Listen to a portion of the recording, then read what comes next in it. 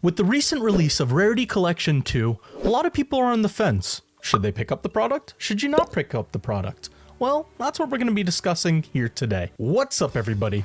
Yugioh here. Today, that's right, we're going over Rarity Collection 2 and if it's really worth it. But before we jump right into that, if you're not already liked and subscribed, go ahead and hit that subscribe button. It helps a bunch and it's completely free. Who doesn't love free things? I mean, come on. Anyway, with that aside, let's just jump right in. Rarity Collection 2 seemed like it was doomed to fail from the very beginning. Now, that might sound a bit harsh to you all, but let's think about it for a moment. With how amazing Rarity Collection 1 was, it's very hard to fill those shoes and to live up to that expectation.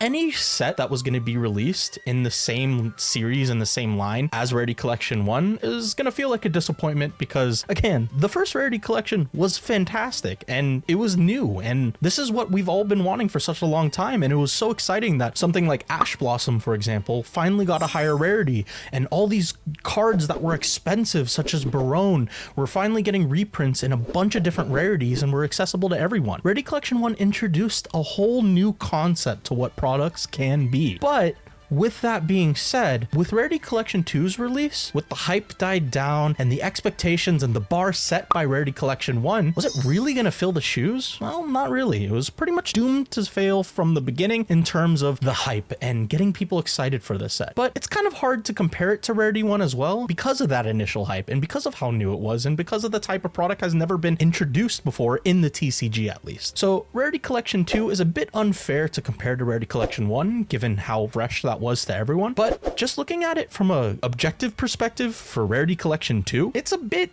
different. And yes, it's different, but one of the main points that's holding everybody back essentially is this price increase. So Rarity Collection 1 was around $80 give or take during release weekend, and yes, it's still kind of up there, but that's about normal for a Yu-Gi-Oh set, and for a set that introduced so much, that was just a given, the fact that people were fine with that price. With this hiked up price for Rarity Collection 2, a lot of people are hesitant and feel almost like Konami's self-sabotaging their set. And I'm not trying to talk bad about Konami or anything, but it seems like this price spike was greedier than not. And as of now, it could change obviously, but at the time I'm recording this video, current boxes for Rarity Collection 2 are going for $115. You know what? That's already $35 over the Rarity Collection 1 on release weekend. So that's already a bit of a difference. And some people might say, oh, okay, but you get more hits, you get more luxury rares, you get more cards per pack. In the Rarity Collection 1, it was 5 cards. But now it's 9 cards. So yes, you are getting more bang for your buck, but at the end of the day, if you're looking for specific cards and you're looking for certain rarities, for example, if you're hunting them quarter century rares or the new platinum secret rare, which does look fantastic, don't get me wrong, you have more opportunities to hit. But again, the problem is you're raising the price and giving more cards. So it essentially could have been the same as keeping the price the same and lowering the amount of cards per set. Although it's essentially the same, a lot of people got this bad taste in their mouth about it because, again, the product's more expensive now. This is something people were really looking forward to given how popular the first one was, and now it's more expensive. On top of it being more expensive, the card pool just doesn't hit the same. Yes, there are great reprints like Appaloosa, IP Masquerena, and having the alt arts as well, and there's Droll and Lockbird, there's Guardian Chimera, which was expensive for no reason, but now it's finally affordable. There are really good cards in this set, but again, living up to that hype of Rarity 1, it's not going to live up to that hype. On top of that, you're increasing the price of how much it's going to cost per pack and per set. That also decreases the hype a lot. And so not a lot of people are too happy about it. Overall, the value for this set, it also doesn't seem to be as heavy as what it was in Rarity 1. Rarity 1, Ash Blossom, it was about $120 to $140, and now it's sitting about around $200. But if you look at Rarity 2, and the most expensive card is the quarter century rare Appaloosa, but something that we're not really taking a look at is if you're looking at the metagame, a lot of people believe that Appaloosa will be banned soon and that Konami will treat Appaloosa as they did with Barone and Borreload Savage, where you're reprinting it, you're making it a higher rarity, but you're making it a lot more accessible, and once it's more accessible, then it'll be hit.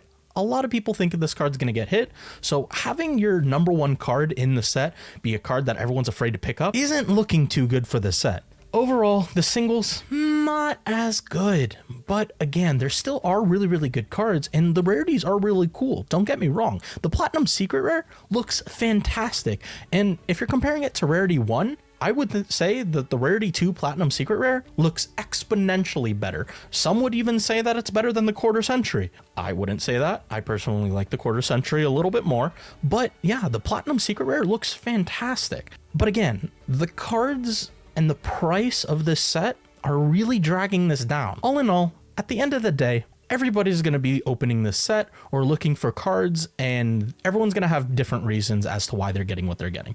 People are either wanting to open it because it's fun to open, or because they need access to a bunch of different cards that were previously unattainable for people's budgets. But then there are others that are going to be looking for the higher rarity stuff. The Quarter Century is the Platinum Secrets with how good they look. And I believe if you're definitely looking towards picking up singles, opening this product isn't really the best call. But if you're more or less looking for a lot of cards, and especially in a lower rarity, it could be beneficial to open this set. Plus, I'm a very, very, very huge proponent of supporting your locals. If you are in a position to where you can purchase a box and your store's not selling it for an absurd price, like I've seen some stores selling it for 150 upwards to 180, which is just absurd. If it's not selling for that price and you want to support your locals, I say go for it. Support your locals. Get that box, because chances are your local's probably going to be losing some money on this set. But if not, that's okay too.